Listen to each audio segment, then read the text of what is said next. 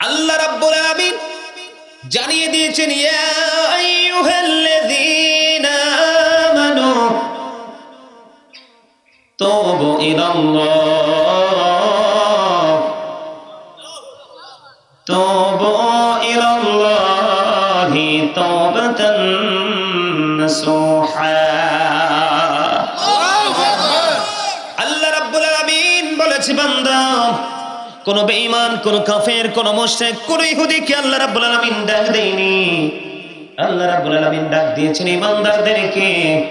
আল্লাহ বলেছেন, ইয়া আইয়ুহাল্লাযীনা আমানু তুবু ইলাল্লাহি তাওবাতান নাসুহা।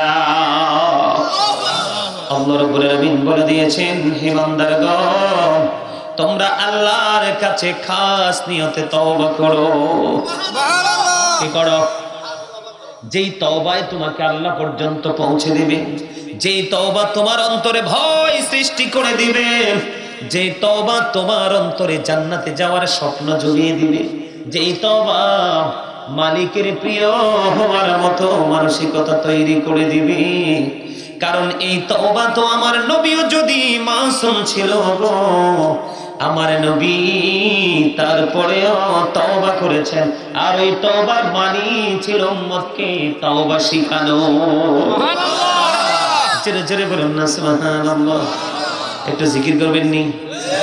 সুবহানাল্লাহ আলহামদুলিল্লাহ লা ইলাহা ইল্লাল্লাহ সুবহানাল্লাহ আলহামদুলিল্লাহ ইল্লাল্লাহ লা ইলাহা ইল্লাল্লাহ লা ইলাহা ইল্লাল্লাহ। নবী আমার নূরের ফুতুন জগৎ করলেন উজালা। নবী আমার নূরের ফুতুন জগৎ করলেন উজালা। রোজ হাসরে করবেন তিনি উম্মতের ফয়সালা। সুবহানাল্লাহ আলহামদুলিল্লাহ লা ইলাহা ইল্লাল্লাহ লা ইলাহা ইল্লাল্লাহ লা ইলাহা ইল্লাল্লাহ লা ইলাহা ইল্লাল্লাহ মুহাম্মাদুর রাসূলুল্লাহ সাল্লাল্লাহু আলাইহি ওয়াসাল্লাম। বন্ধুরে আমার, আল্লাহ রাব্বুল আলামিন বলেছেন, তুবু ইলাল্লাহি জামিআ আইয়ুহাল মুমিনুনা লাআল্লাকুম তুফলিহুন। ঈমানদারদেরকে ডেকে ডেকে বলেছেন, ঈমানদারেরা তোমরা তওবা করো, তোমরা তওবা করলে সফল হবে। জোরে জোরে কন্যা সুবহানাল্লাহ। ওয়াজটা কার? সফলতা অর্জন করতে হলে তওবা করতে হবে। আর আল্লাহ রাব্বুল আলামিন ডাক দিয়েছেন ঈমানদারদেরকে, তোমরা আল্লাহর কাছে তওবা করো, তাহলে এই তোমরা সফলতা অর্জন করতে পারবে। আর এই তওবাটা হবে তওবা করার মতো তওবা, যেটা খালেস নিয়তে বন্ধ তওবা। আমার আল্লাহ জানিয়ে দিয়েছেন, তওবা করো, আল্লাহ রাব্বুল আলামিনের দিদার পর্যন্ত পৌঁছে যেতে পারবে রে। ও বন্ধু, তওবাটার মিনিংটা কি? মূল সারমর্মটা কি? তওবা মানেটা কি? আমি জীবনে যত গুনাহ করেছি, এই সব গুনাহের জন্য আমরা চিরকাল লজ্জিত থাকব। কার কাছে? আল্লাহর কাছে লজ্জিত থাকব। জীবনে আর কোনোদিন অপরাধ করব না, এই প্রতিশ্রুতি আল্লাহর কাছে দিতে হবে। এই জীবনে যে অপরাধ করেছি সেটার জন্য চিরকাল আল্লাহর কথা মনে হলে, পরকালের কথা মনে হলে আমরা নিজেরা নিজেদেরকে লজ্জিত মনে করব। জীবনে আর কোনোদিন এই পাপ আমরা করব না, এই সিদ্ধান্ত করতে হবে।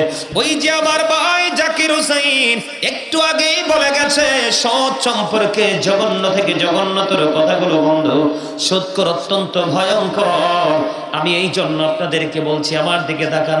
আমার নবী যখন মেরাজে গেল, মেরাজে যাওয়ার পরে এক একটা মানুষের পেট দেখলেন এক একটা ঘরের মতো বড় বড়। জিবরাইল, এরা কারা রে? জিবরাইল ডেকে ডেকে বলল, ইয়া রাসূলুল্লাহ, ইয়া হাবিবাল্লাহ, নবী গো, এরা হলো পৃথিবীর সুদখোর আর ঘুষখোর। আওয়াজ করে বলুন না নাউযুবিল্লাহ। আর জোরে বলেন না নাউযুবিল্লাহ। আমার নবী বললেন, রে জিবরাইল, আমি চাইয়া দেখলাম এদের পেটের মধ্যে সাপ আর বিচ্ছু দেখা যায়। জোরে জোরে বলুন না নাউযুবিল্লাহ। আপনার ওই যে তিনি বলেছেন, হাদিস শরীফ থেকে সংগ্রহ করেছেন, এবং যিনি সুদ দেয়, যিনি সুদ খায়, যিনি সুদের সাক্ষী হয়, যিনি সুদের ইসলাম লেখে বা আদান প্রদানে কোনো না কোনো প্রত্যক্ষ পরোক্ষভাবে ডাইরেক্টলি ইনডাইরেক্টলি যারা যুক্ত থাকে সবাই সমান অপরাধী। এই জন্য বলছি বন্ধু, যদি কোনো মানুষ জানে একটা লোক জুলুম করতেছে, অন্যায় করতেছে, অপরাধ করতেছে, জানার পরেও বাজারের দিন একটা ব্যাগ বাজার মাছের পিছারি থেকে যখন মাছ ধরা হবে, একটা মাছ কি মোবাইল পকেটে ঢোকা, এটা ফাইজলামির জায়গা না।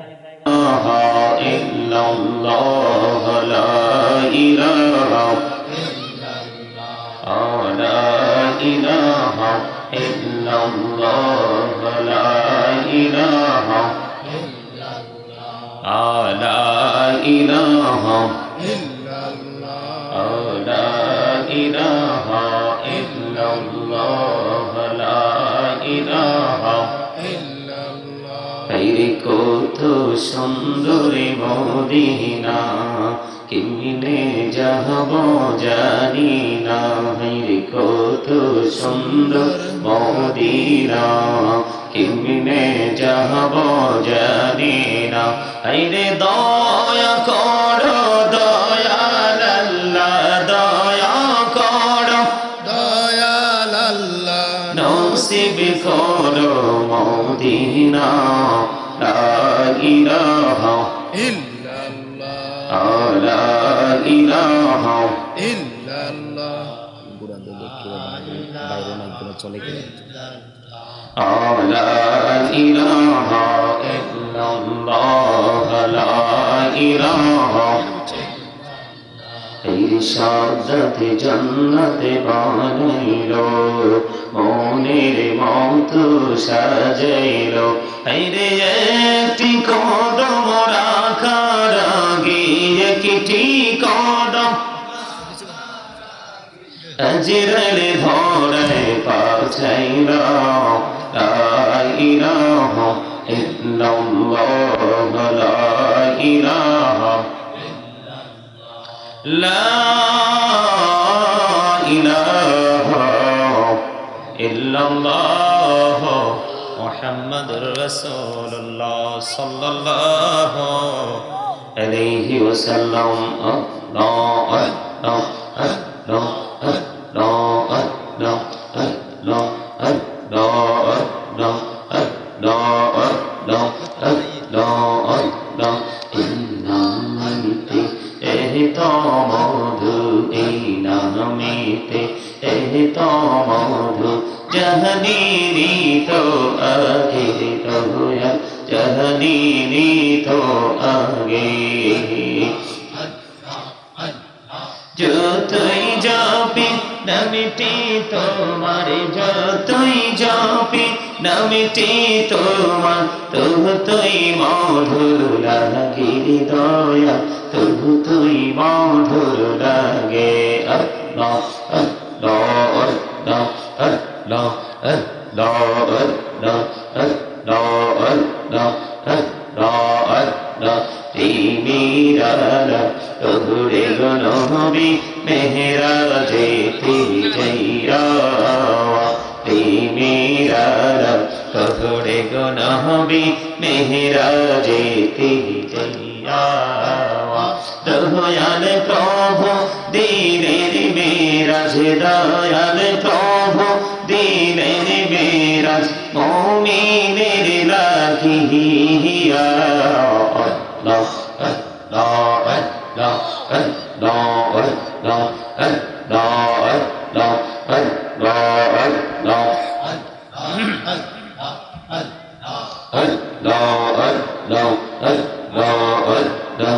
প্রাণী গড়িয়া ডাকিরে বন্ধ, প্রাণী গড়িয়া ডাকে প্রাণে বড়িয়া ডাকে রে বান্দা প্রাণে বড়িয়া এই রে প্রাণ বড়িয়া ডাকে রে বান্দা প্রাণে বড়িয়া ডাকে রে বান্দা তোহরা করব ঠিক আছে সব কিছু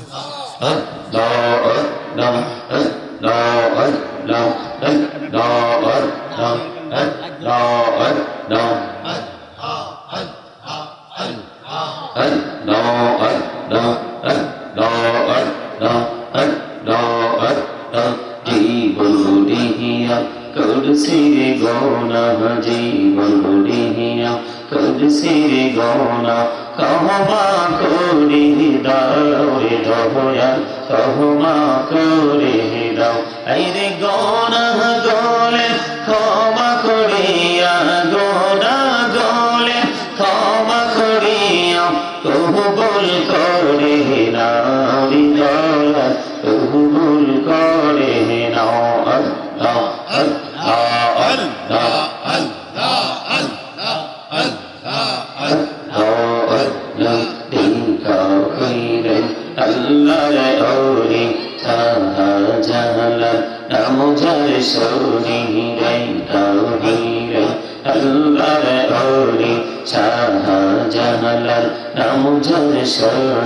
সুরে মহানদী পারে হয়ে যায় সুরে মহানদী পারে হয়ে যায় বিছানা যার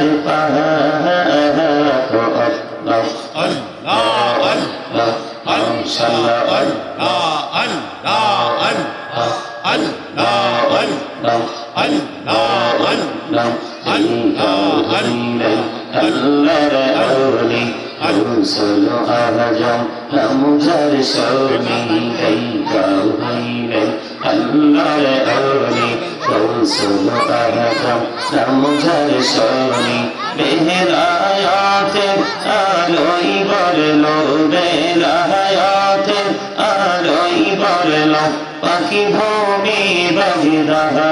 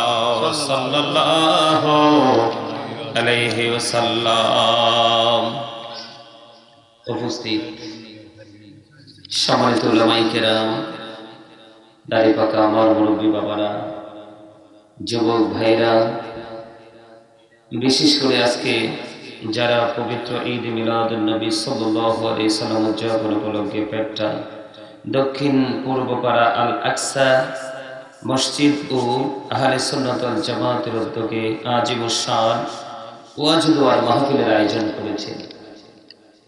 টাকা দিয়ে, পয়সা দিয়ে, অর্থ দিয়ে, বুদ্ধি দিয়ে, শ্রম দিয়ে, সার্বিক সহযোগিতার মাধ্যমে আজকে যারা এই জান্নাতের বাগান সাজিয়েছেন এবং পর্দার অন্তরালে আছেন আমার মা বোনেরা, সকলের প্রতি আমার আন্তরিক সালাম। আসসালামু আলাইকুম ওয়া রাহমাতুল্লাহি ওয়া বারাকাতুহু। ওয়া আলাইকুম আসসালাম ওয়া রাহমাতুল্লাহি ওয়া বারাকাতুহু। আমরা আল্লাহ রাব্বুল আলামিনের দরবারে লক্ষ কোটি শুকরিয়া জ্ঞাপন করছি যে মহান রব্বুল আলামিন আজকে আমাদেরকে জান্নাতের বাগানে আসার তৌফিক দিয়েছেন, বসার তৌফিক দিয়েছেন।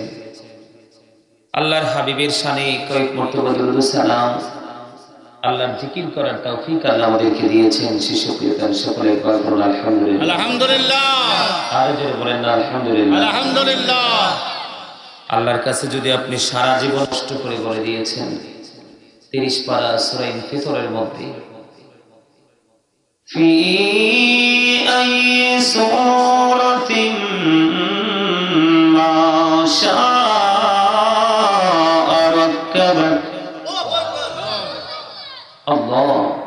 created the mind.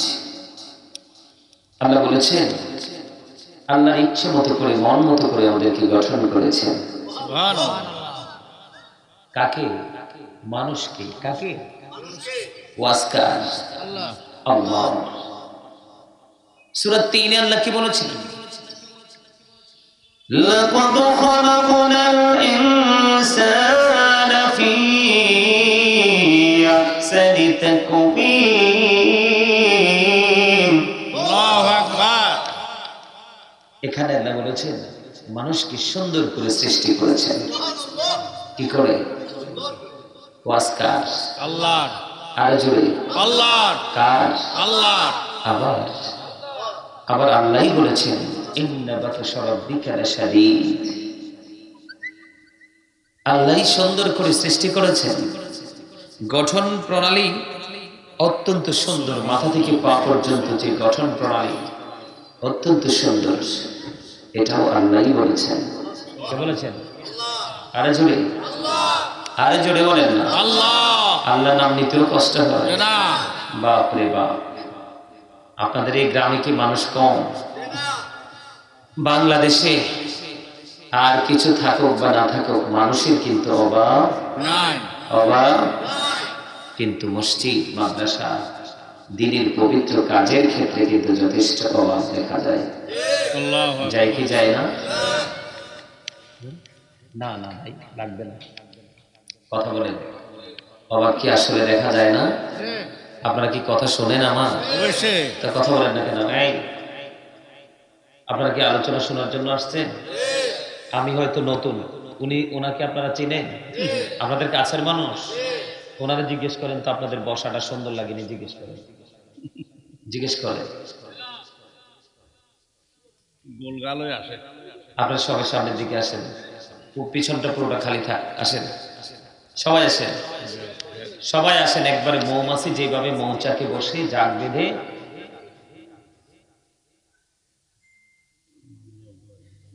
হ্যাঁ নেট চলে গেছে। আমার কাছে তো আছে কিন্তু নিলে হাওলা বরাবর রিটার্ন দিতে হইব, তাইলে রাজি আছিলাম। কি কোন? হাওলাত দিলে সওয়াব আছে না? আছে। সবকিছুর চেয়ে বেশি সওয়াব হাওলাত দিলে। না নেটটা চালু করে দিছি, এখানে সব কিছু সহজ করে দিছি। তারা বেঁকে চলল। আপনারা আমার কথা শোনেন নাই না? ঘাড় তো অনেক মোটা। কি আপনার আমার পাশে আপনাদের পরিচিত আমার দাদাভাই মুফতি সাহেব আছে। কে আছে? আর জোরে কর, কে আছে? বলইলে কইন আমারে বুঝাই দিতে।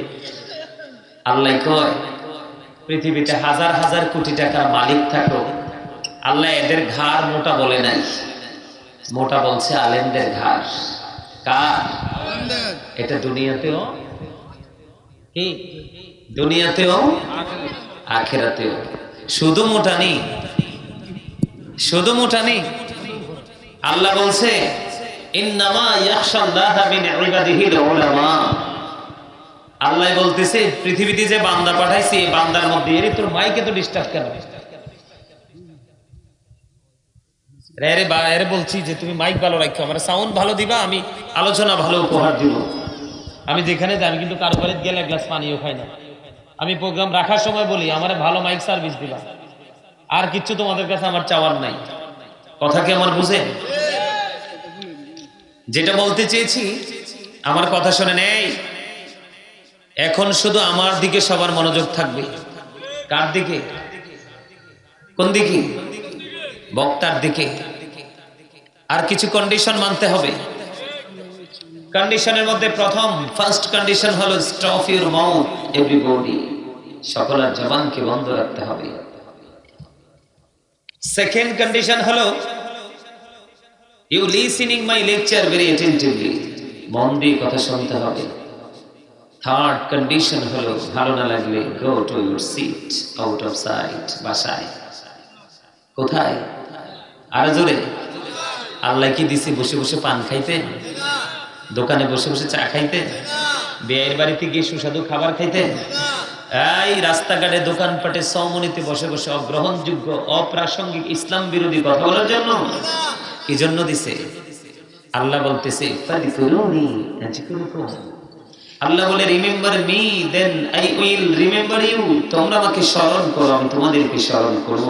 তার মানে আল্লাহ রাব্বুল আলামিন আপনাকে আমাকে জবান দিয়েছে আল্লাহর জিকির করার জন্য। সুবহানাল্লাহটাও বলতে পারেন না? এই তোমার কি বাদাম খাওয়ার জায়গা এটা? আল্লাহর দুনিয়ায় আর কোনো সময় পাইছো না বাদাম খাইতে? পকেটে ঢুকাও আর না গেঞ্জির ভিতরে ঢুকাও, আলোচনার শেষে বাদাম খাইবা, বাসায় যাই ইচ্ছা মতে। আমার কথা কি বুঝেন? আহারে, মানুষ অন্যকে নিয়ে ব্যস্ত আছে কিন্তু নিজের পরিচয় এখনো পর্যন্ত সে আইডেন্টিফাই করতে পারেনি, শনাক্ত করতে পারেনি। এই যে মানুষ নিজেকেই তো নিজে এখনো চিনতে পারেনি, অন্যকে নিয়ে কি চেনা পায়তারা করবে?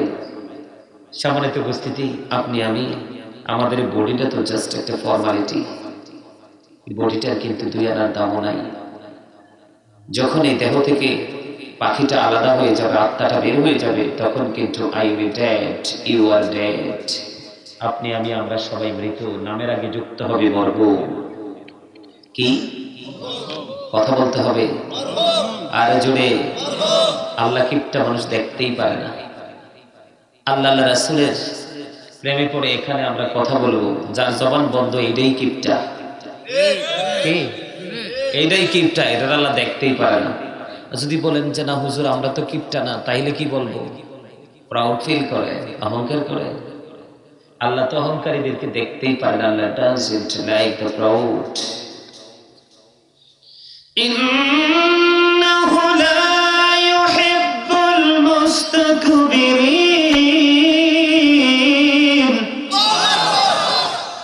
লবণ না দিলে খাবার খেতে পারেননি কেন? ও মা, you are great my dear uncle. চমৎকার, অ্যাবসলিউটলি রাইট আনসার। একদম মুখের উপর বলে দিয়েছে, স্বাদ হয় না। এটাই হলো ভেরি এক্সপেরিয়েন্স ম্যান। একটা সেকেন্ড দেরি করেনি, জাস্ট টাইম, সাথে সাথে আমার দিকে তীরের মতো ছুড়ে মেরেছে উত্তরটা। কি বলে দাদা? খুব মজা লাগছে। এরকম দুই চারটা থাকলেই ওয়াস, সমস্যা হয় না। কারণ লবণ ছাড়া যেমনি খাবার স্বাদ হয় না, স্বাদ না হলে যেমনি খাবার খাওয়ার উপযোগী নয়, ঠিক তেমনি আপনি যতক্ষণ না পর্যন্ত আল্লাহ রাসূলের সাথে প্রেম করতে না পারবেন, ততক্ষণ পর্যন্ত আমলকে আপনার কাছে ভালো লাগবে না। আর যতক্ষণ পর্যন্ত ভালো না লাগবে, ততক্ষণ পর্যন্ত আপনার আমল করার ইচ্ছা জাগবে না। আপনাকে আমাকে আগে প্রেমের ট্রেনিং নিতে হবে। কি নিতে হবে? আসুক না, আগে স্পেশাল একটা জায়গা রাখেন। আমার কথা বুঝতেছেন?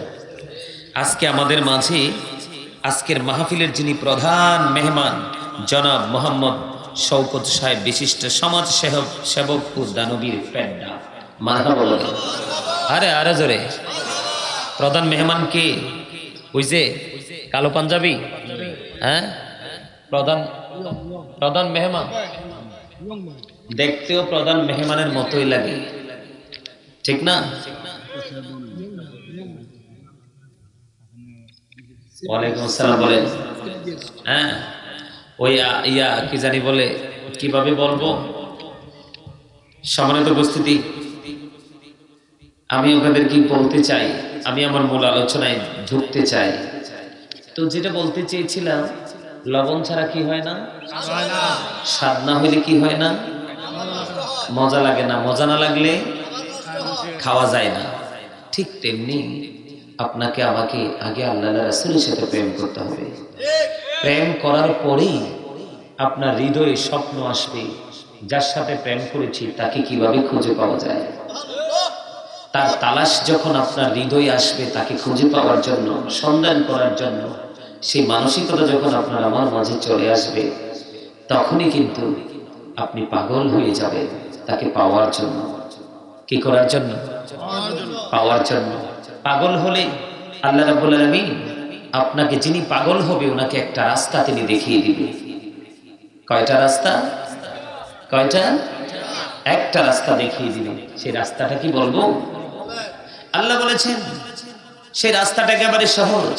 আল্লাহ বলেছেন join with my dear people, come to my paradise. আল্লাহ বলেছেন join with my dear people, come to my paradise. আল্লাহ বলেছেন ফাদখুলি ফি ইবাদি ওয়াদখুলি জান্নাতি। আল্লাহ বলেছেন তুমি যখন পাগলপাড়া হয়ে যাবে, তুমি তো এমনি এমনি নদীর কিনারায় খুঁজে আমাকে পাবে না, পাহাড়ের চূড়ায় আমাকে খুঁজে পাবে না, কোলাহল পরিবেশে আমাকে খুঁজে পাবে না। আমাকে খুঁজে পেতে হলে আমাকে যে পেয়েছে ওই পাগল খুঁজে বের করতে হবে। আমাকে যে পেয়েছে সেই পাগলকে খুঁজে বের করতে হবে। সে পাগলকে আল্লাহ বলেছেন, সে পাগলটাকে আল্লাহ বলেছেন join with my dear people, come to my paradise. সে পাগলটাকে, সেই পাগলটা হলো হক্কানি আলেম এবং হক্কানি আল্লাহর ওলি। সুবহানাল্লাহ। আর জোরে করলে সুবহানাল্লাহ। আমার কথা নয়, আল্লাহ বলেছেন ইয়া আইয়ুহাল্লাযীনা আমানুত্তাকুল্লাহা ওয়াবতাগু ইলাইহিল ওয়াসিলা ওয়া কুনু মা'আস সাদিকিন। আল্লাহ বলতেছে O believers, you fear me. Allah ঈমানদারদেরকে ডেকে বলছেন তোমরা আমাকে ভয় করো। সুবহানাল্লাহ। আর জোরে সুবহানাল্লাহ। তোমরা আমাকে কি করো? ভয় করো।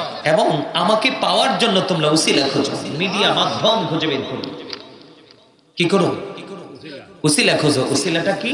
আল্লাহ বলেছেন কুনু মা'আস সাদিকিন, ট্রুথফুল ম্যান, সত্যবাদী লোক। কোন লোক? এই সাদিকিন, সাদিকিনের ব্যাখ্যা করতে গিয়ে শাইখ ইসমাইল হাক্কি রাদিয়াল্লাহু তাআলা আনহু বলেছেন তাফসীরে রুহুল বায়ানের মধ্যে এসেছে আল্লাহর ওলি, তাফসীরে কদরির মধ্যে এসেছে আল্লাহর ওলি, তাফসীরে মাঝহারির মধ্যে এসেছে আল্লাহর ওলি, তাফসীরে কদরির মধ্যে এসেছে হক্কানি আলেমদের কথা। জোরে জোরে সুবহানাল্লাহ। আর জোরে সুবহানাল্লাহ। তাহলে আশা করি মোটামুটি বুঝতে পারছেন আমার আলোচনাটা ছিল কোথায়। আমার আলোচনাটা ছিল কোথায়? যে আল্লাহ মানুষকে সুন্দর করে বানাইছে। কি করছে? মন মতো করে গঠনটা তৈরি করেছে। তারপরও আল্লাহ কি বলেছেন? ইন্না বাতশা রাব্বিকা লাশাদীদ। আল্লাহ বলেছেন the sieging of Allah is difficult. আল্লাহর ধরা, আল্লাহর পাকড়াও বড় শক্ত, বড় কঠিন। আল্লাহ তারপরে বলেছেন ইন্নাল্লাহা সারিউল হিসাব। আল্লাহ is going to take account. আল্লাহ হিসাব গ্রহণে অত্যন্ত তৎপর। সম্মানিত উপস্থিতি, এত সুন্দর করে বানিয়েছেন, মন মতো করে গঠন করেছেন, তারপরে কেনই বা বললেন যে আমাদেরকে ধরবে খুব শক্তভাবে, আমাদের কাছ থেকে হিসাবটা নেবে খুব শক্তভাবে? কেন বললেন? الذي خلق الموت والحياة ليبلوكم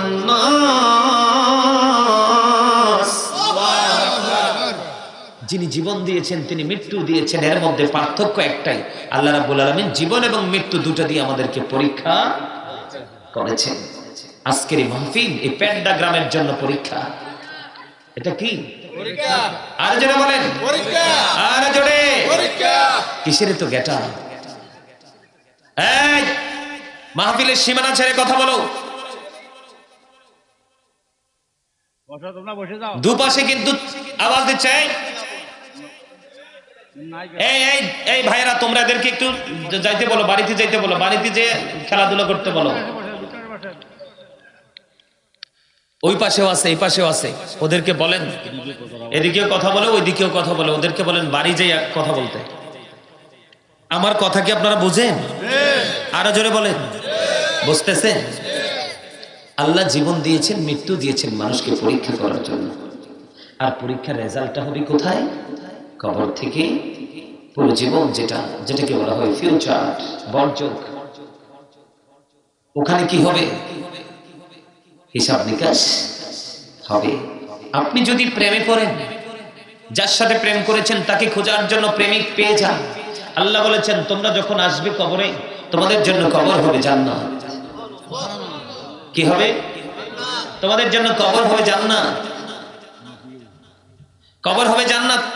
কবরে যাওয়ার পরে তোমরা যখন জান্নাত খুঁজে পেয়ে যাবে, আল্লাহ বলেছেন ইনদা রাব্বিহিম ইউযিকুন, দে রিসিভ ফুড ফ্রম আল্লাহ।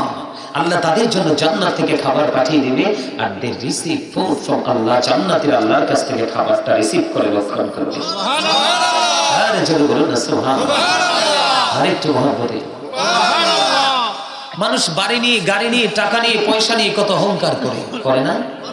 আল্লাহ রাব্বুল আলামিন বলেছেন অহংকারীদেরকে হাদিস শরীফের মধ্যে এসেছে অহংকারীদেরকে কিয়ামতের দিন ছোট্ট ছোট্ট পিপিলিকার মতো বানানো হবে অথচ মানুষকে বানিয়েছেন সুন্দর করে কি করে সুন্দর করে গঠন করেছেন মন মতো করে সূরা 3 এবং সূরা ইনফিতর কোরআন শরীফের 30 পারা কিন্তু আল্লাহর হাবিব বললেন কি ছোট্ট পিপিলিকার মতো বানানো হবে চারপাশ তাদেরকে অপমান ঘিরে ফেলবে বাউলাস নামক জাহান্নামের দিকে তাদেরকে টেনে হেসড়ে নিয়ে যাওয়া হবে সহ্য করতে পারবেন আরে ভাই একটু মন দিয়ে শুনেন কারণ প্রত্যেকটা পার্সন ডবল পার্সন এই যে বডি এটার নাম হলো ইয়া আইয়ুহান নাস আবার বলেছেন ইয়া আইয়ুহাল ইনসান ইংলিশে যদি বলি কখনো বলে মেন আবার কখনো বলে পার্সন বাংলাতে বলি আমরা মানুষ এই মানুষটা হলো জাস্ট একটা ফর্মালিটি এটার ভিতরে আরেকটা মানুষ আছে এটাকে আল্লাহর কোরআনের ভাষায় বলা হয় রূহ ইংলিশে যেটাকে বলা হয় সোল বাংলাতে বলা হয় আত্মা আল্লাহ বলেছেন say the soul is the word of my lord কওলি রূহু মিন আমরি রব্বি past tense present tense future tense অতীত বর্তমান ভবিষ্যৎ এখানে আসার কারণ যখন আপনার আমার দেহে রূহ ছিল না তখন আপনি আমিও ছিলাম না যখন আপনার আমার দেহে রূহ দিয়েছে মানব স্বরূপে মানুষ হয়ে পৃথিবীতে আসছে মায়ের উদর থেকে আবার যেদিন এই দেহ থেকে আত্মাটা বের হয়ে যাবে সেদিন কিন্তু আপনি আমি মৃত বলে ঘোষিত হব তাহলে মানুষের আসল সত্তা কোনটা দেহ না আত্মা আত্মা এইখানে আপনার আত্মাটাকে রাখতে হবে দেহের পাশাপাশি তাহলেই আপনি হবেন সফল আর কেউ যদি এখানে বসে বসে মনে করেন আই এম হিরো আমি বলবো ইউ আর জিরো কারণ নিজেকে বড় মনে করাই তো অহংকার ঠিক কিনা বলেন আরে জোরে আরে একটু আগে না বললাম আল্লাহ তো বুট বাদাম খাওয়ার জন্য জবান দেয়নি জবান দিয়েছে আল্লাহর জিকির করতে কি করতে আল্লাহ বলছে কি ফাযকুরুনি আযকুরুকুম remember me then I will remember you তোমরা আমাকে স্মরণ করো তোমাদেরকে স্মরণ করব সুবহানাল্লাহ আল্লাহ রাসূল বলেছেন স্মরণটা জবান দিয়েও করা যায় কল থেকেও করা যায় কিন্তু জবান এবং কল দুটো মিলে যেই জিকিরটা করা হয় এটাই হলো সবচেয়ে উত্তম জিকির সুবহানাল্লাহ আর জোরে করুন সুবহানাল্লাহ বন্ধুরা আমার হৃদয়ের জানালা করে সবাই শোনো আমার নবী আপনার নবী দু জাহানের বাদশা নবী সরকারে মদিনা তিনি জানিয়ে দিয়েছেন বন্ধু জিকির মানুষের মনের ঘরের ময়লা দূর করে দেয় আর জোরে করুন সুবহানাল্লাহ এ পেড্ডা গ্রামের মানুষ আমার ভাই আমার বাবারা যুবক বন্ধুরা আমার মা বোনদেরকে ডেকে বলবো আমার নবী জানিয়ে দিয়েছেন কেউ যদি কোন জলসায় বসে বসে আল্লাহর জিকির করে আল্লাহ রাব্বুল আলামিন খুশি হইয়া তার জিকির আল্লাহ রাব্বুল আলামিন তার চাইতে উত্তম জলসায় করে সুবহানাল্লাহ আর একটু মহব্বতে সুবহানাল্লাহ জিকিরের মানে হলো বন্ধু স্মরণ করা ইংলিশে যেটাকে বলা হয় রিমেম্বার ফাযকুরুল্লাহ কিয়ামান দাঁড়িয়ে জিকির করো ও কুউদান বসে জিকির করো ওয়ালা যুনুবিকুম শুয়ে শুয়ে আল্লাহর জিকির করো তারপরেও জিকির ছাড়া যাবে না নবীকে ভালোবেসে দরুদ পড়ো আল্লাহর হাবিব সরকারে মদিনা তিনি বলেছেন কেউ যখন নবীকে ভালোবেসে প্রত্যেকটা জুমার দিনে 80 বার দরুদ পড়বে তার 80 বছরের সগীরা গুনাহ আল্লাহ মাফ করে দেয় হযরত আনাস রাদিয়াল্লাহু তাআলা আনহু থেকে হাদিস কানা বর্ণিত হাদিস কানা এসেছে দাইলামি শরীফের মধ্যে আমার নবী আপনার নবী দু জাহানের বাদশা নবী তিনি জানিয়ে দিয়েছেন নবীকে ভালোবেসে কেউ যদি প্রতিদিন 1000 বার দরুদ পড়তে পারে রে জান্নাত না দেখা পর্যন্ত তার মরণ হবে না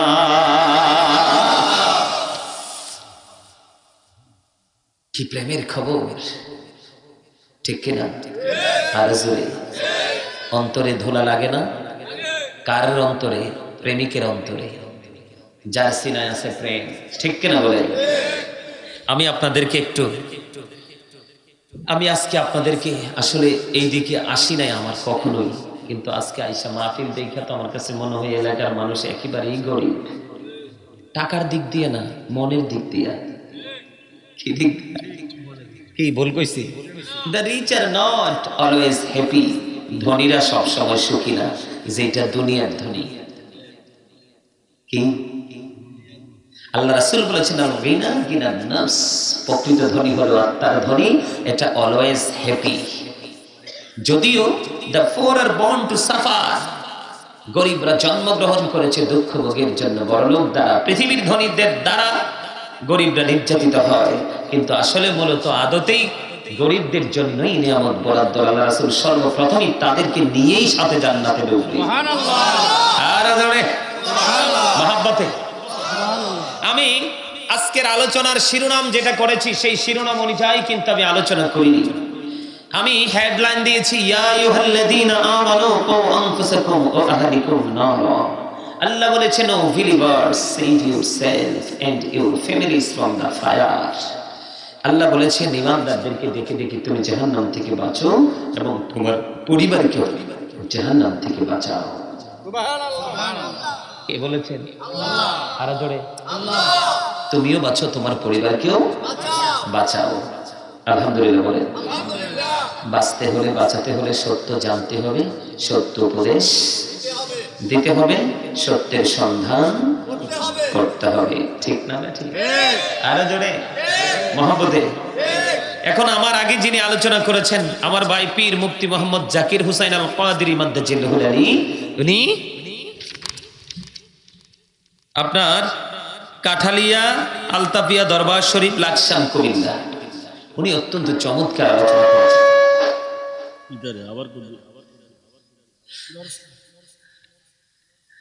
এর তোর কি হয়েছে রে?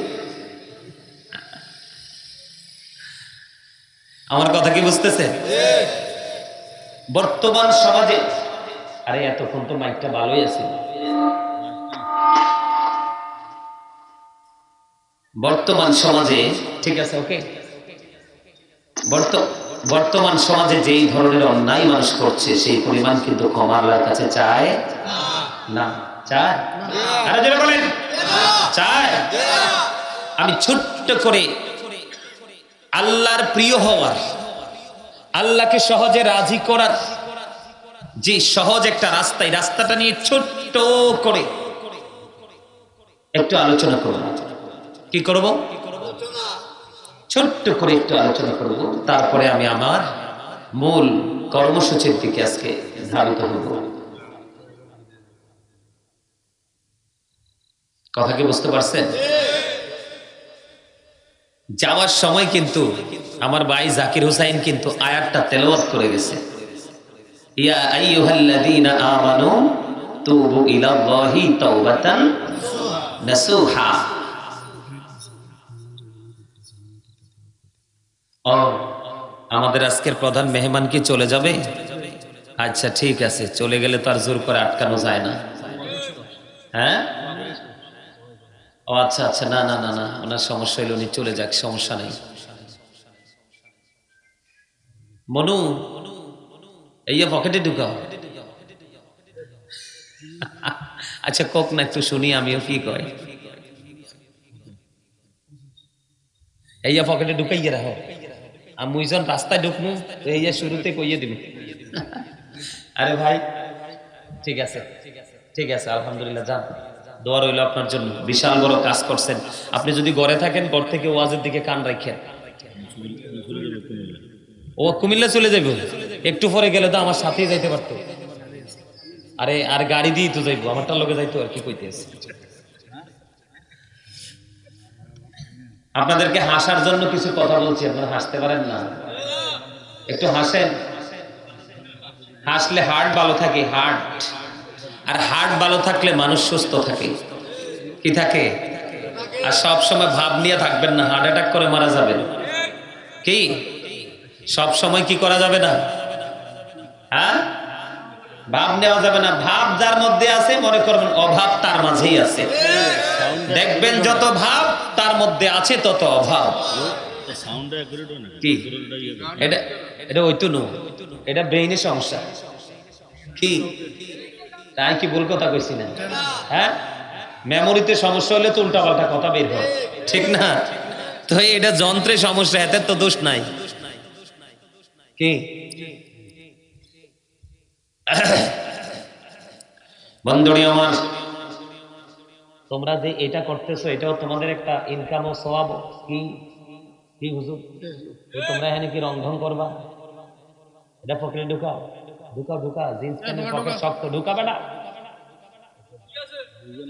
আপনারা জানেন না তো, আপনারা জানেন না বাংলাদেশ একেবারে গজবের ধার প্রান্তে, একেবারে গজবের ধার প্রান্তে। আপনারা কল্পনা করতে পারবেন না যুব সমাজ যে কতটা নষ্ট হয়েছে। এই যে মুরব্বীগুলো দেখেন, আমি আসার পরে দেখছি আমার এই দাদা অসুস্থ, এতক্ষণ শুইয়া ছিল, তারপরে এখন উঠতে বসতে, তারপরে ওয়াজ ছাড়ে নাই। আসার সময় দেখছি দোকানের পাশে বৈশা বৈশা ঠ্যাঙ্গের উপরে ঠ্যাং দিয়ে মিয়া মোবাইল টিপতেছে। কি করতেছে? মুরব্বীদের অন্তর আল্লাহ রাসূলের ভালোবাসায় ভরা। বর্তমান যুবক যুবতীদের, ম্যাক্সিমাম যুবক যুবতীদের অন্তর হিংসা, নোংরামি আর আত্মগরিমায় ভরা। আমার কথাগুলো একটু খারাপ লাগবে, কারণ আল্লাহ মুররুন, হক কথা তো তিতা। কি হক কথা তিতা হইলে কি হইছে? আল্লাহ কয় অকুলু কাউলান সাদীদা, আল্লাহ বলে সে দা রাইট থিং। সত্য বলেছিলেন কে? তার এখান থেকে সত্য আমাদের কাছে আসছে কার মাধ্যমে? রাসূলের মাধ্যমে। হযরত মুহাম্মদ সাল্লাল্লাহু আলাইহি ওয়াসাল্লাম was born in our country. His father's name was Abdullah. His mother's name was Amina. His father had died before he was born. He lost his mother in his childhood. He was very truthful. আমার নবী ছিলেন শ্রেষ্ঠ সত্যবাদী।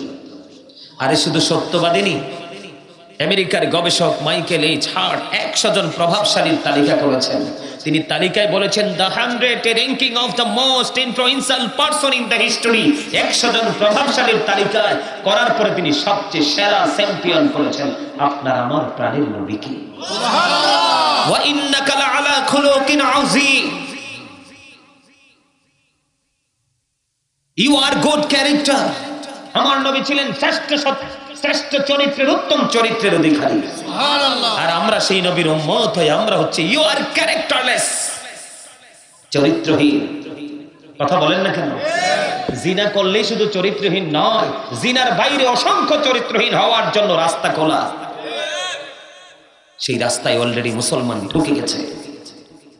কাকে? হিন্দু, খ্রিস্টান, বৌদ্ধ, ইহুদি, নাসারা, এদের ধর্মের কোনো অস্তিত্ব নাই, কারণ তাদের ধর্মের স্রষ্টা হলো শয়তান। কি? আর আল্লাহ বলতেছে আমাদেরকে শয়তান is the eternal enemy of the believers. ঈমানদারদের প্রকাশ্য শত্রু হলো শয়তান। কিন্তু প্রকৃত মুমিন যারা, আল্লাহ তাদের সম্পর্কে ওয়াজ করতেছে ইন্না কাইদা শাইতানি কানা দাঈফা। আল্লাহ বলেছেন শয়তান ডিসিপশন ইজ ভেরি উইক। শয়তানের ধোঁকা মুমিনের জন্য একেবারে দুর্বল। আর কিছু করতে পারলো পবিত্র কাজের জন্য মুমিনকে আটকাতে পারবে না শয়তান। ওয়াজ করেছেন কে? আল্লাহ। আরো জোরে বলেন কে? আল্লাহ। এজন্য বলছি যুব সমাজ ধ্বংস হয়ে গেছে। বাংলাদেশে একেবারে গজবের ধার প্রান্তে শুধুমাত্র এই মোবাইল নামক অভিশাপ। কে নাম ভুল বলছি? পৃথিবীর খবরে তো নাই, তার নিজের খবরে তো নাই। কিছুদিন আগে আপনার ওই যে নোয়াখালী সেনবাগ এক রাস্তায় এক ছেলে সাইকেল, অনেক বড় অন্যায়, যেটা তার মায়ের সাথে জিনা করার সমান। তুমি জানার পরেও বন্ধু, একটা মাসের জন্য, একটা বাজারের জন্য, একটা পাঞ্জাবের জন্য, অথবা তোমার বাড়ির আঙিনায় সমস্যা সমাধানের লক্ষ্যে তুমি অন্যায়কারীকে দিন দিন সাপোর্ট দিয়ে যাচ্ছ। আল্লাহর হাবিব বলে দিয়েছেন সুস্থ মস্তিষ্ক অপরাধকে, জুলুমকে সাপোর্ট দেওয়ার কারণে আল্লাহর হাবিব জানিয়ে দিয়েছেন তুমি যখনই সাপোর্ট দিয়েছ তখনই তুমি মুসলমান থেকে খারিজ হয়ে গেছো। তুমি আর মুসলমান নাই। এই জন্য বলেছি বন্ধু, দাহিয়াতুল কলবি একে করুন 70টা কন্যা সন্তান জীবিত কবর দিয়েছে। কয়টা? সর্বশেষে যেটাকে কবর দিয়েছে নাম ছিল জামিলা। এত সুন্দর বিবি কন্যাটাকে বন্ধু লুকিয়ে রেখেছিল।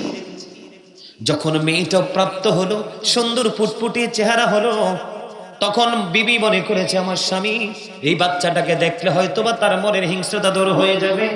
তারপরেও বন্ধু মেয়েটাকে তার সামনে নিয়ে আসলো, কিন্তু ওই দাহিয়াতুল কলবির মনের গড় থেকে হিংস্রতা বন্ধ দূর হলো না। তাকে সফরের উদ্দেশ্য করে নিয়ে গেল। নিয়ে যাওয়ার পরে তাকে গর্ত খনন করে গর্তের মধ্যে ঢুকিয়ে তাকে পাথর নিক্ষেপ করে মেরে ফেললো।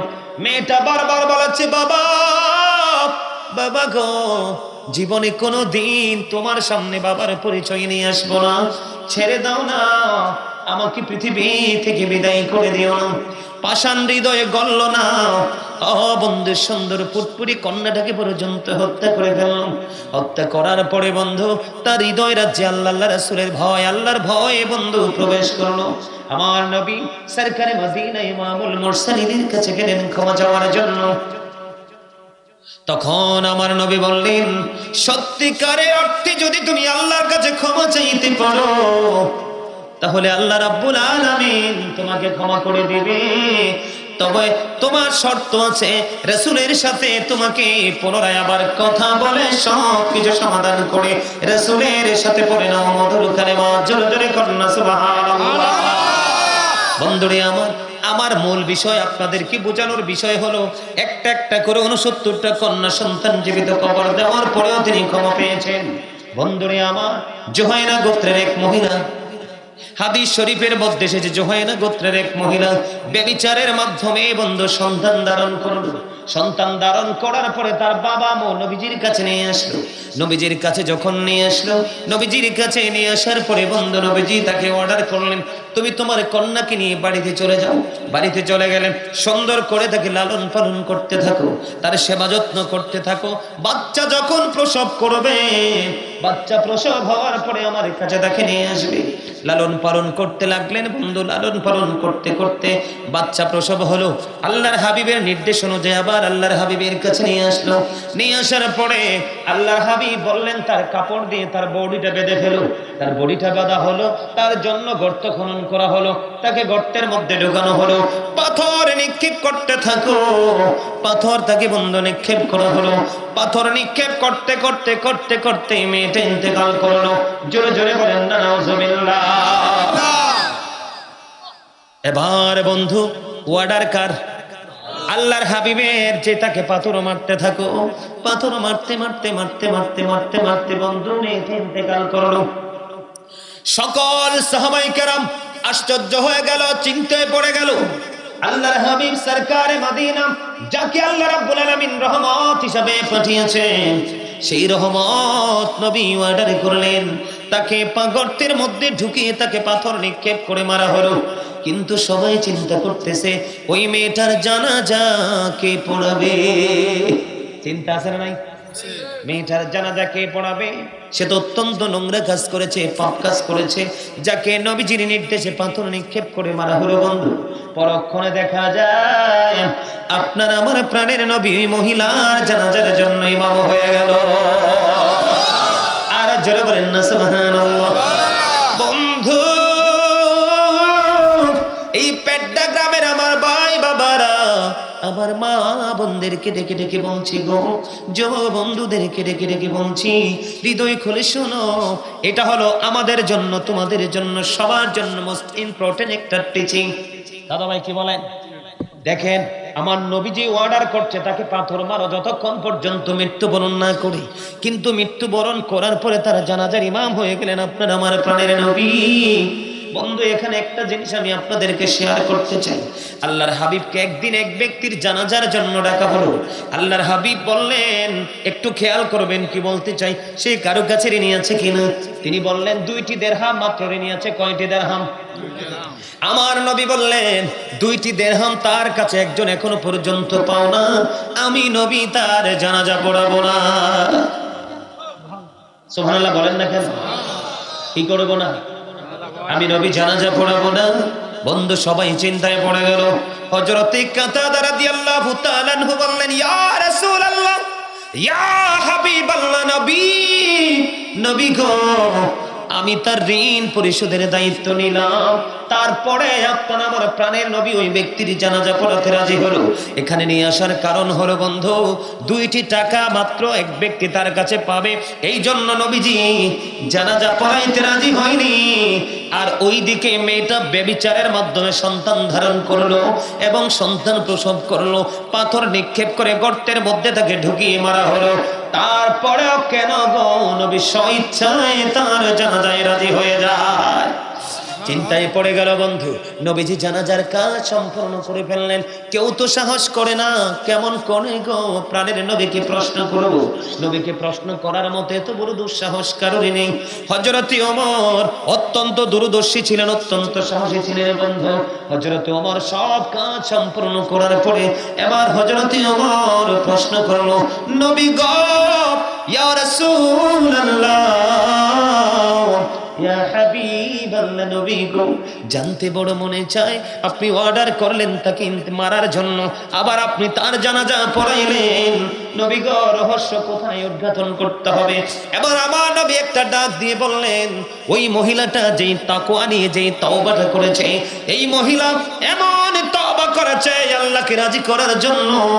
ওই মহিলার মনে মনে চিন্তা হলো, আমার যদি মরণ হয় তারপর আমি মৃত্যুকে কবুল করতে রাজি আছি, মৃত্যুকে বরণ করতে রাজি আছি, কিন্তু তারপরেও আমি ক্ষমা না পেয়ে কদম দিব না। এমন ভাবে তওবা করেছে মেয়েটা, আল্লাহ রাব্বুল আলামিন তার প্রতি রাজি হয়ে গেছে। তার তওবাটা এতটাই বন্ধু গুরুত্বপূর্ণ এবং গ্রহণযোগ্য ছিল, মদিনার 70 জন পাপীকে যদি ওই একটা মহিলার তওবাটা ভাগ করে দেওয়া হয়, 70টা পাপীর ক্ষমার জন্য যথেষ্ট হয়ে যাবে। আর জোরে জোরে বলুন না সুবহানাল্লাহ। বন্ধুরে আমার, হৃদয় খুলে শুনতে হবে, ব্রেইনে ঢুকাতে হবে। এই কান দিয়ে শুনে ওই কান দিয়ে বের করে দিলে হবে না। এই জন্য আল্লাহ রাব্বুল আলামিন বলেছেন, ইয়া আইয়ুহাল্লাযীনা আমানু তুবু ইলাল্লাহি তাওবাতান নাসুহা। আল্লাহু আকবার। লবণ ছাড়া খাবারের মতো হইছে। আল্লাহু আকবার। কিসের মতো? লবণ ছাড়া খানার মতো হইছে। মজা নাই। এই তো আমার দাদাই কইছে মজার কথা। কি কি মনে করতেছে? কাগজি কাটি কারি ঘুড়ি বানা কর উড়াতা হ্যায় আসমান মে, ঘুড়ি বেচারা क्या करेगा রশি মৌলা কা হাত মে। বুঝছেন? হ্যাঁ বুঝছেন?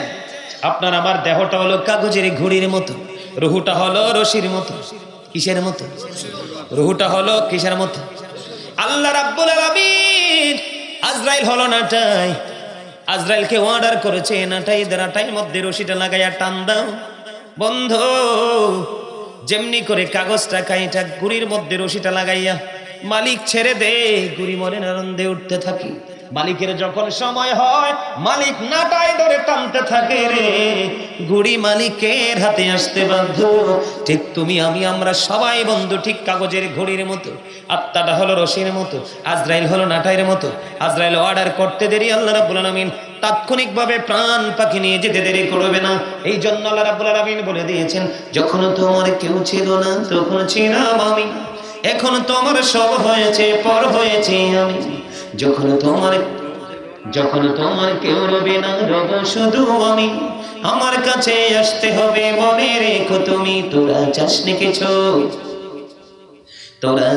কিছু কারো কাছে খোদার মদদ ছাড়া, অন্যের ওপর ভরসা ছেড়ে নিজের পায়ে দাঁড়া। জোরে জোরে কন্যা ঠিক না বেঠে? আপনি মরে যাওয়ার পরে আপনার সন্তান হাদিয়া পাঠাবে, স্বপ্নেও কল্পনা দেখেন না। যেই দুনিয়া আসছে আপনার সন্তান বলবে বাবার কবর জিয়ারত করা বেদাত, দেওয়া তো থাক ধরে। এই জন্য বলছি এখনো সময় আছে বন্ধু, জোগাড় করে কবরে যান বন্ধু। উপায় নাই, পদ্মা মেঘনা যমুনার তীরে কত ঢেউ চলে যায়, আসে না তো ফিরে। বলেন পদ্মা মেঘনা যমুনার তীরে কত ঢেউ চলে যায়, আসে না তো ফিরে। আমিও চলে যাব এমনি করে, আসবো না কভু ফিরে।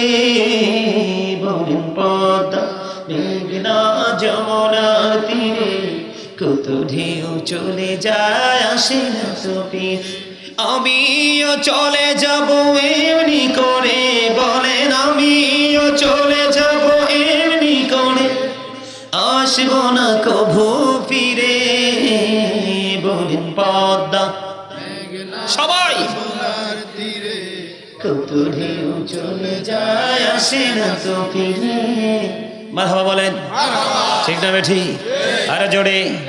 আমার প্রাণ পাখি রে, আমার কালো ময়না রে, একদিন তো যাইবা পাখি ওড়িয়া, একদিন তো যাইবে পাখি ছাড়িয়া।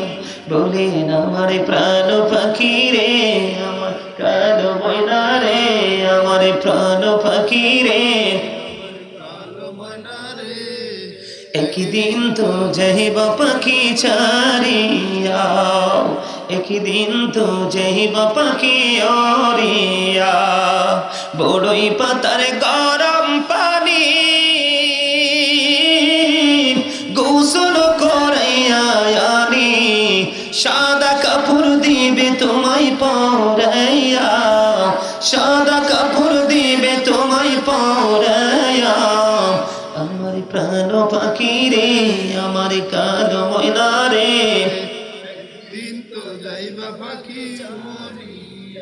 একদিন তো যাইবা পাখি ছাড়িয়া। ছেলে মেয়েরা পাশে বসে কান্দিবে পাগলের বেশে, চোখের জলে পড়বে কোরআন খুলিয়া, চোখের জলে পড়বে কোরআন খুলিয়া।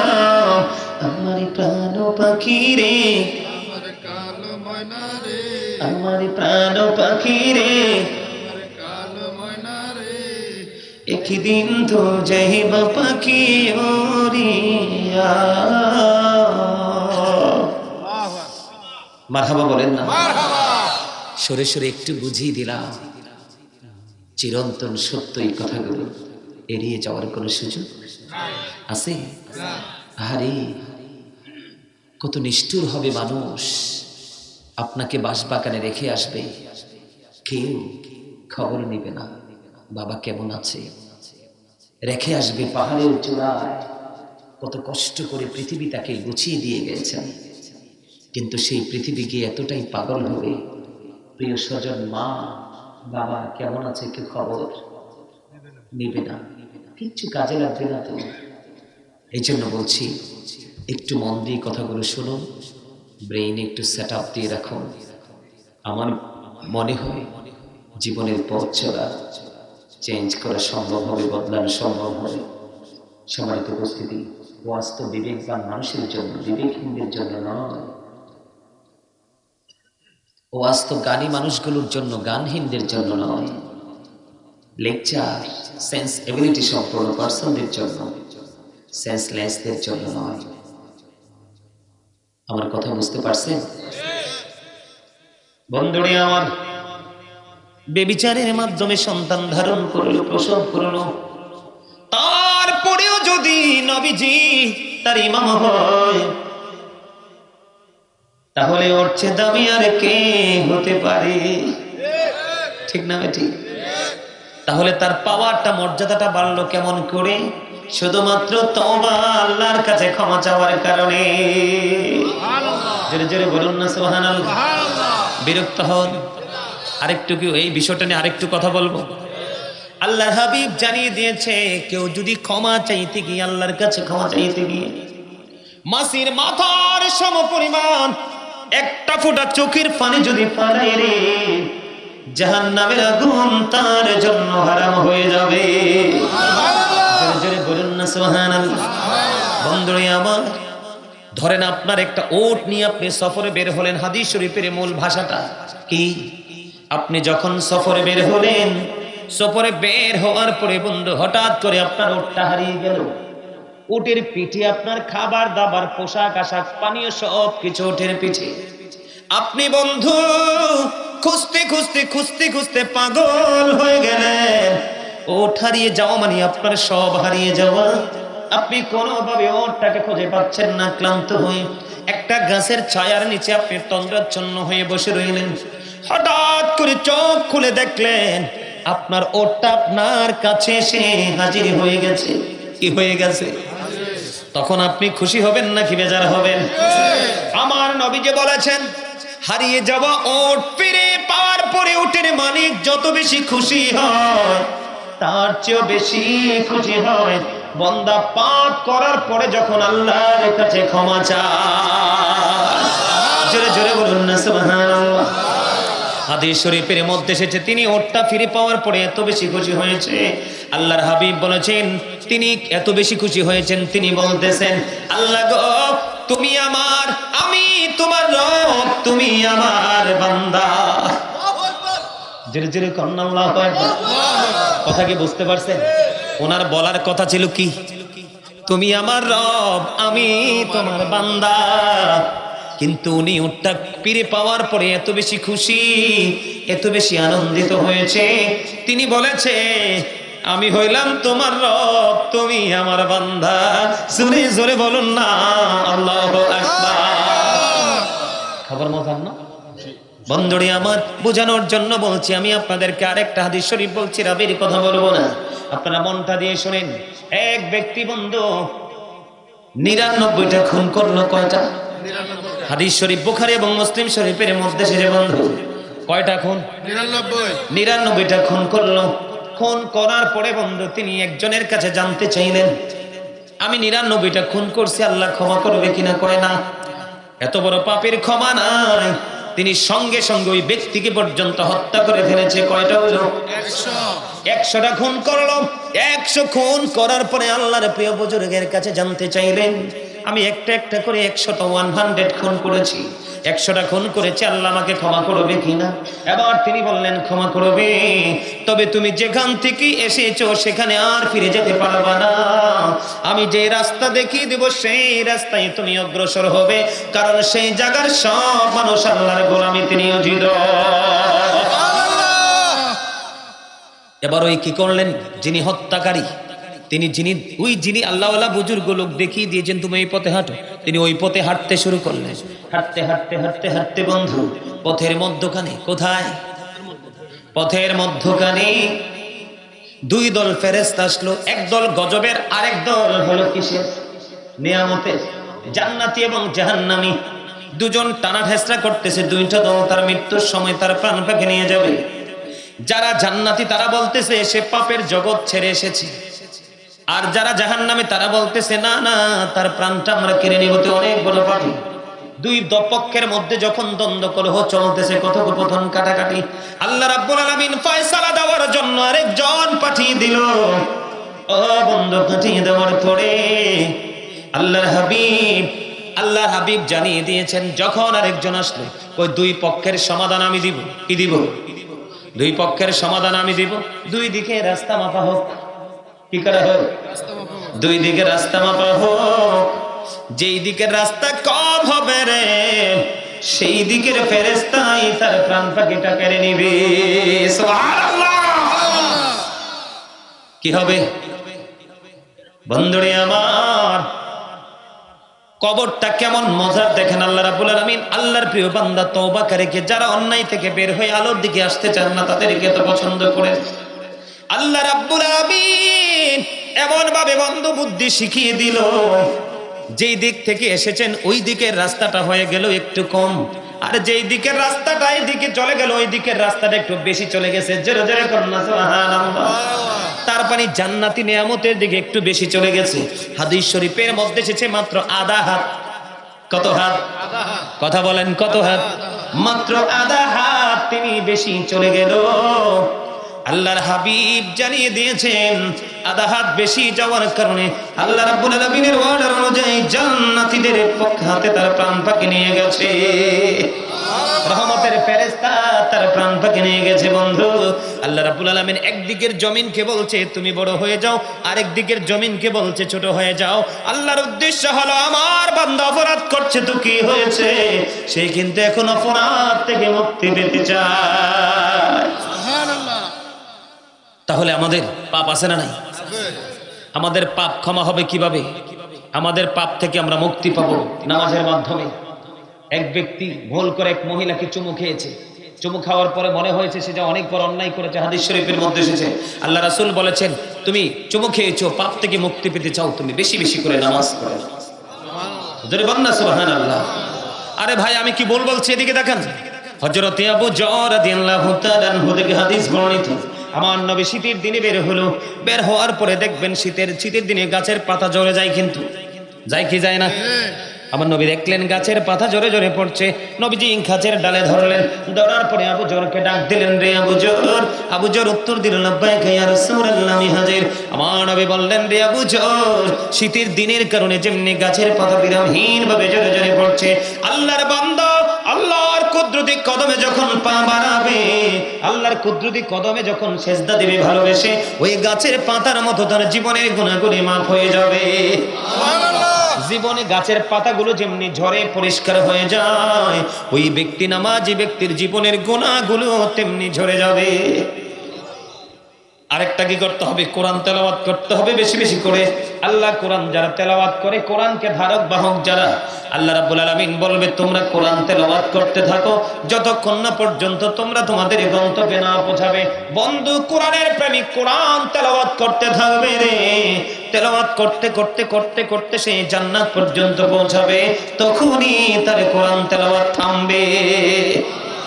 কি নামাজ, কোরআন তেলাওয়াত, আর বেশি বেশি করে দান সদকা করতে হবে। কি করতে হবে? এখন আমরা মোটামুটি বিষয়টা, আমরা নামাজ যাই পড়ি আর না পড়ি, কোরআন তেলাওয়াত যাই করি আর না করি, কিন্তু দান করার কথা কইলেই অনেকেই বন্ধু কি করে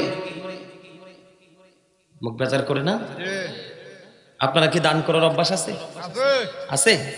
কেন বলছি জানেন? একটা সাইডে আরেকটা করা যাবে না, সবগুলো করতে হবে। কি করতে হবে? আমার দিকে তাকান। সাবধানী হতে হলে, 100% ইমানদার হতে হলে সূরা বাকারার দিকে নজর দিতে হবে। আল্লাযীনা ইউমিনুনা বিল গায়বি ওয়া ইউকিমুনাস সালাতা ওয়া মিম্মা রাযাকনাহুম ইউনফিকুন। সাবধানী ওরাই কারা? যারা অদৃশ্যে বিশ্বাস করে, নামাজ কায়েম করে, সালাত কায়েম করে, এবং আল্লাহ বলেছেন আমি যে সম্পদ দিয়েছি, অর্থ দিয়েছি, দৌলত দিয়েছি, তা থেকে যারা দান করে। আমি আপনাদেরকে বলে দিতে চাই, আপনি ইমানদার বিশ্বাসও করলেন, আপনি নামাজও পড়লেন, আল্লাহর কথা অনুযায়ী দান করার ক্ষেত্রে আপনি নাই, ও বন্ধু, তাহলে আপনি কি 100% হতে পারছেন? কথা বলেন না কেন? 100% ছাড়া আল্লাহর কাছে গ্রহণযোগ্য হবে। এবার আমি একটু একটা হাদিস শরীফ আপনাদেরকে শোনাই বন্ধু। আব্দুল্লাহ ইবনে মাসউদ রাদিয়াল্লাহু তাআলা আনহু থেকে হাদিস কানা বর্ণিত। আমার নবী, আপনার নবী, দু জাহানের বাদশা নবী। আজকে আমি যেমনি আপনাদের সামনে কোরআন হাদিসের কথাগুলো বলতেছি, তেমনি ভাবি আল্লাহর হাবিব সমস্ত সাহাবায়ে কেরাম যারা ছিলেন তাদেরকে প্রশ্ন করলেন, তোমাদের মধ্যে এমন কি কেউ আছো যে নিজের সম্পদের চাইতে ওয়ারিসের সম্পদ বেশি পছন্দ করো? সাহাবায়ে কেরাম বললেন, ইয়া রাসূলুল্লাহ, ইয়া হাবিবাল্লাহ, নবী গো, আমাদের মধ্যে এমন তো কেউ নেই যে নিজের সম্পদের চাইতে ওয়ারিসের সম্পদ বেশি পছন্দ করে। এবার আমার নবী আবার পুনরায় বলতে লাগলেন, তাহলে শোনো। আমার নবী বললেন, ইন্তেকাল করার আগে তোমরা যা আল্লাহর পথে খরচ করে যাবে হলো তোমার সম্পদ, আর যা পৃথিবীতে রেখে যাবে তা হলো তোমার ওয়ারিসের সম্পদ। আল্লাহু আকবার বলেন না? আরে আর জোরে। আমি মনে হয় হাদিস শরীফের মূল ভাষাটা আপনাদেরকে বুঝাইতে পারিনি। আমি বুঝাইতে চাই আল্লাহ রাসূল কি বলতে চাইছে। মানে আপনি আমি পৃথিবীতে থাকতে যা দান করে যাব, এগুলো হলো একক আমার সম্পদ, আপনার সম্পদ। কার? আমার সম্পদ। কিন্তু আপনি মরে যাবেন, কবরে চলে যাবেন, আপনার বাড়ি থাকবে, গাড়ি থাকবে, সোনা গয়না, টাকা পয়সা থাকবে। আল্লাহর হাবিব বলেছেন এগুলো তোমার না, কারণ কবর থেকে ফিরে এসে তুমি আর দাবি করতে পারবা না, নিতেও পারবা না। এগুলো হয়ে যাবে অন্য আরেকজনের সম্পদ, তোমার ওয়ারিস যে আছে, পরবর্তী জেনারেশন তার। তাহলে আপনি কি নিজের পথে নিজের সম্পদ জোগাড় করবেন না অন্যেরটা? আগে নিজেরটা। ঠিক কিনা বলে? আরো জোরে বলে, আরো জোরে। আগে কোনটা? তাহলে আমি আইসা দেখলাম আজকে আপনাদের মসজিদের অবস্থা একেবারে খারাপ।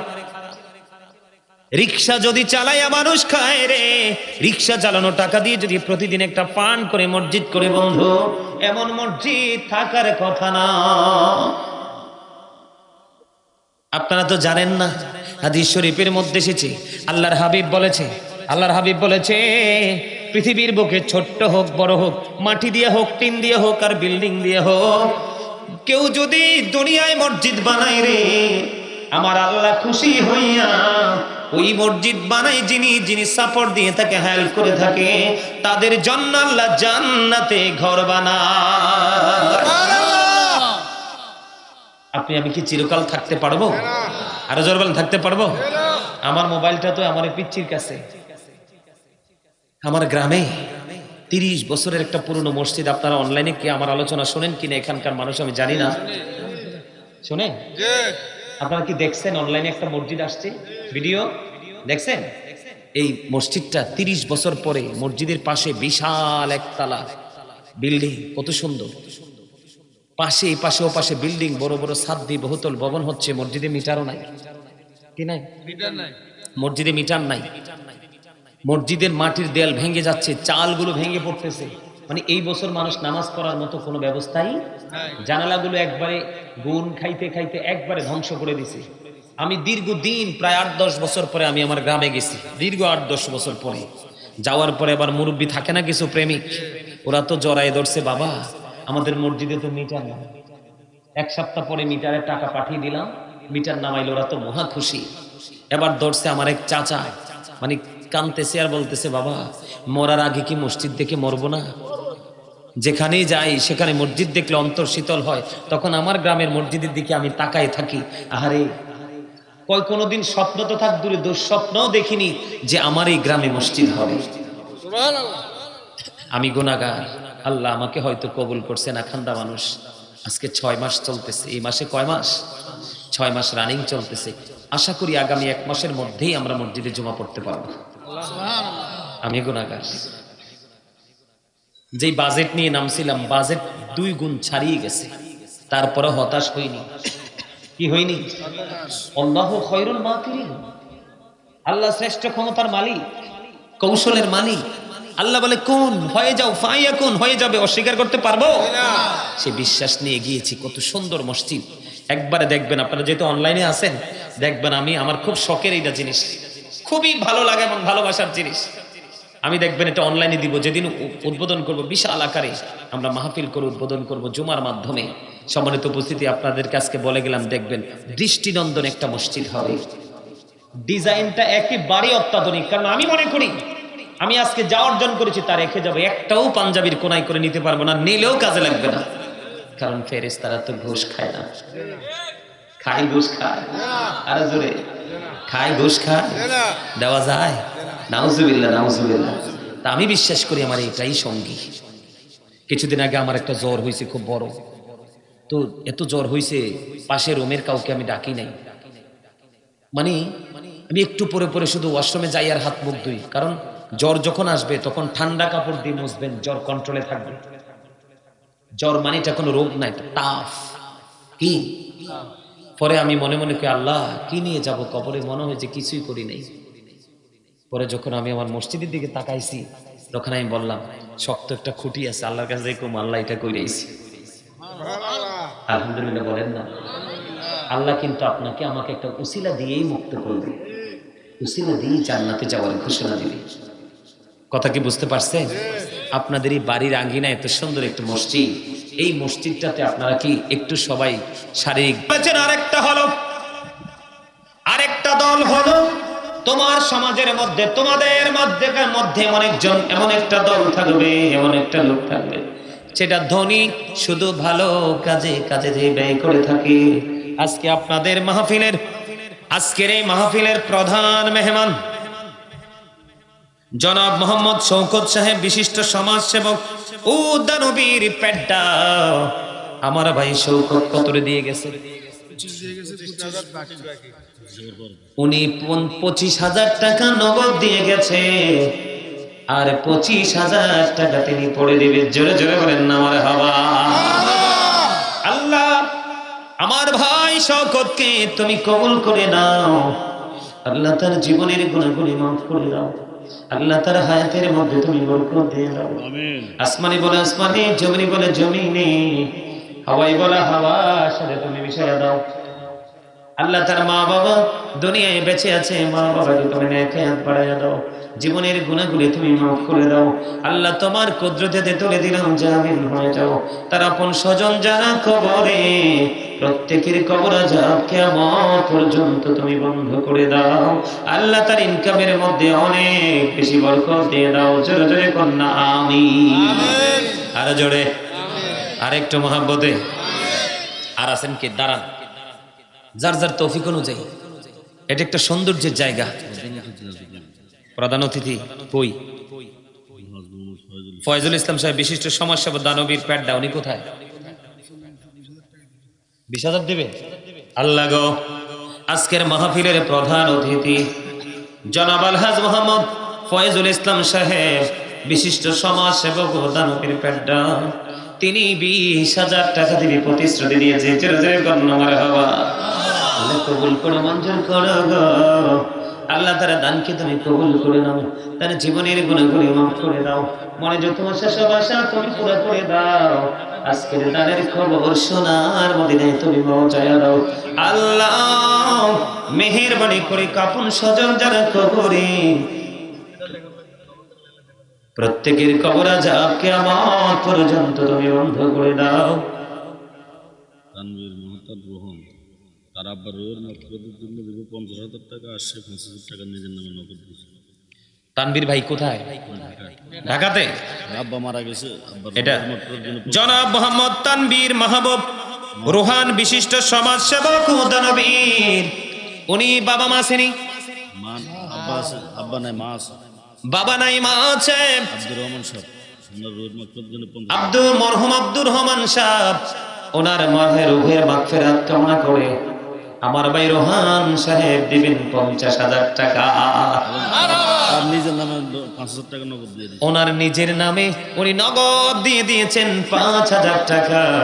আল্লাহ গো, আমার ভাই তানভীর মাহবুব রোহানকে তুমি কবুল করে নাও। আল্লাহ আল্লাহ আমার ভাই তানভীরকে তুমি কবুল করে নাও, তার জীবনের গুনাহগুলি মাফ করে দাও, হায়াতের মধ্যে তুমি বরকত দিয়ে দাও, ইনকামের মধ্যে তুমি বরকত দিয়ে দাও। আসমানি বলে আসমানি, জমিনি বলে জমিনে, হাওয়ায় বলে হাওয়ার সাথে তুমি মিশিয়ে দাও। আল্লাহ মা কবরে, আল্লাহ মা অসুস্থ, মাকে তুমি শেফায়ে কামিলা নসিব করে দাও, বিমার থেকে তুমি পরিপূর্ণ মুক্তি দাও। আল্লাহ মুক্তি দিয়ে সন্তানের কলিজা তুমি ঠান্ডা করে দাও। আল্লাহ গো, তাকে এবং তার পরিবারকে তোমার কুদরতে তুলে দিলাম, জামিন তুমি নিজে হয়ে যাও। জোরে জোরে বলুন না আমিন। নাম আছে না? সফিউল্লাহ মোল্লাবাড়ি নিবাসী, 10 বস্তা ছিল। ওই সাধু সাধু মারহাবা, ওই যে আমার চাচা 10 বস্তা ছিল। সফিউল্লাহ। আল্লাহ গো, উত্তরপাড়া মোল্লাবাড়ি। আমার আরেক চাচা সফিউল্লাহ, উত্তরপাড়া মোল্লাবাড়ি। উনি মসজিদের কাজের জন্য উনি দিবেন 10 বস্তা সিমেন্ট। জোরে জোরে কন্যা মারহাবা। আল্লাহ গো, আমার চাচাকে তুমি কবুল করে নাও, চাচার জীবনের গুনাহ মাফ করে দাও, মনে যত আশা সব আশা তুমি পুরো করে দাও, কবরবাসীর কবর আযাব বন্ধ করে দাও। 5,000 টাকা। জোরে জোরে কন্যা আমিন। আপনারা কেউ যায়েন না, দয়া করে যায়েন না। আমি একটু চেষ্টা করব, যদি দেন আমি নিব, নাইলে আমি আরেকটু আলোচনা করে মিলাদকে মুনাজাত দিয়ে চলে যাব। আপনারা তারপরও যাবেন না, এটা যথেষ্ট বেয়াদবি। আপনারা না দিয়ে যদি মারহাবাও বলেন, তারপর আপনাদের আমল নামায় সওয়াব পৌঁছে যাবে। দেলোয়ার হোসেন শাকপুর, উনি দিল 5,000 টাকা। হ্যাঁ, দেলোয়ার হোসেন শাকপুর, উনি দিল 5,000 টাকা। আল্লাহ গো, আমার ভাই দেলোয়ার হোসেন শাকপুর, উনি দিবেন 5,000 টাকা। মারহাবা। আল্লাহ আমার ভাই দেওয়ারকে তুমি কবুল করে নাও, দানের খবর সোনার মদিনায় পৌঁছায় দাও, দানের ওসিলায় জীবনের গুনাহ মাফ করে দাও, হায়াতের মধ্যে তুমি বরকত দিয়ে দাও, মনে যত আশা সব আশা তুমি পুরো করে দাও। আজকের দানের ওসিলায় মনে যত আশা সব আশা তুমি পুরো করে দাও। আমিন। মোহাম্মদ লিয়াকত হোসেন, তার আব্বা লিয়াকত ভাই কোথায়? আব্বা আছে, আব্বার নামে নগদ 2,000, বাকি 18,000 মধ্যে 20,000 টাকা। আল্লাহ গো, আজি আবুল হাসেম আমার আব্বার নাম। বাবা আসেনি? বাবা কই? মাশাআল্লাহ, পাশে বসে আছে। ওই প্রধান অতিথির বাবে, এরা হের ভাই। ও আচ্ছা আচ্ছা আচ্ছা, ওর নাম কি? লিয়াকত হোসেন। আল্লাহ আমার ভাই লিয়াকত হোসেন নগদ দিয়ে দিয়েছেন 2,000 টাকা, আরো দিবেন 18,000 টাকা, মোট দিবেন প্রতিশ্রুতি 20,000 টাকা। আল্লাহ আমার ভাই